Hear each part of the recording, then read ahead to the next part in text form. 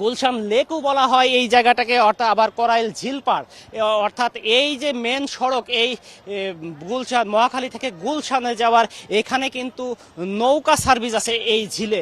এই নৌকা দিয়েই পারাপার হয়ে কিন্তু এই বস্তিবাসী কিন্তু তাদের বাড়িতে যাতায়াত করে। তো এইখানে এই ঝিলপাড়ে দাঁড়িয়ে কিন্তু আসলে আমি বেশ কয়েকজন ভুক্তভোগী এবং যাদের বাড়ি ওখানে আছে আগুনে ভস্মীভূত হয়েছে তাদের সাথে কথা বলেছি। তারা যেমনটা আমাকে জানিয়েছিলেন যে আসলে এই আগুনটা 5টার কিছুটা আগ পিছ দিয়ে এরকম টাইমে আসলে এই আগুনের সূত্রপাত হয়। তারা তখন কিন্তু আসলে নিজেদের কর্মস্থলে কিন্তু আসলে তারা ছিল এবং কর্মস্থলে ছুটি হবে এমন একটা সময়ে কিন্তু তাদের পরিবার পরিজন কিংবা শুভাকাঙ্ক্ষীদের ফোন পেয়ে কিন্তু তারা আসলে প্রথমেই জানতে পারে যে তাদের বাড়িতে কিন্তু আগুন লেগেছে।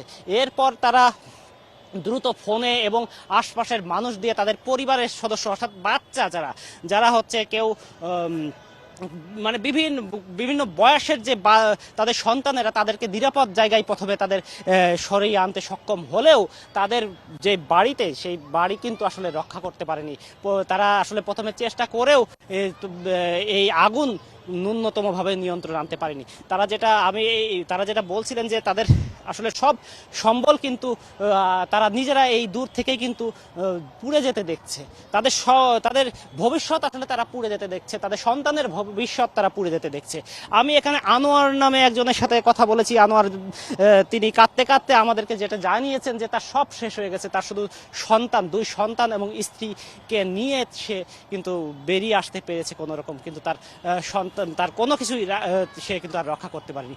আমরা আসলে বিগত দিনগুলোতেও ওই বস্তিবাসীর আগুনের থেকেও আমরা যে তথ্য পেয়েছি এবং আজও যেটা পেলাম সেটা আসলে কিন্তু এই বস্তিবাসীদের মানুষের কিন্তু ব্যাংকে অথবা কোনো আর্থিক প্রতিষ্ঠানে আসলে অর্থ কিংবা সম্পদ গচ্ছিত রাখার তাদের কোনো অভ্যাস নাই। অর্থাৎ তারা এইগুলো আর্থিক ব্যাংক এবং ব্যাংক বিমা এইসব জায়গায় কিন্তু তারা সঞ্চয় রাখে না। তারা কিন্তু তাদের যা মাস শেষে যে যতটুকু অর্থ তারা সঞ্চয় করতে পারে সবই কিন্তু তাদের এই ঘরেই কিন্তু আসলে সেই সম্পদগুলো গচ্ছিত রাখে। যার কারণে কিন্তু বারবার যখন আগুন লাগে, এই আগুনের পরে কিন্তু আমরা মানুষের হাহাকারের মধ্যে শুধু শুনি যে আমার সব শেষ হয়ে গেল, এই ঘরের মধ্যে আমার সব কিছু ছিল। আজও আমি আনোয়ার, সোহাগ, হাজেরা বেগম সহ যে কয়জনের সাথে কথা বলেছি তারা কিন্তু আমাদেরকে জানাচ্ছিলেন যে আসলে তাদের সব সম্পদ কিন্তু এখানে আসলে শেষ হয়ে গেছে। তাদের সব সম্পদ কিন্তু এই ঘরেই রাখা ছিল, যার কারণে সব কিছু আগুন যখন তাদের ঘর ভস্মীভূত করেছে, তাদের সম্পদও ভস্মীভূত করেছে।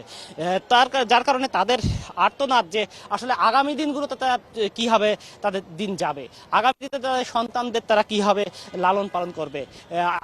আগামীকালের সোহাগ নামে যেই ভুক্তভোগী তিনি তো আগামীকাল না, তিনি বলছে আজ রাতে কি খাবে।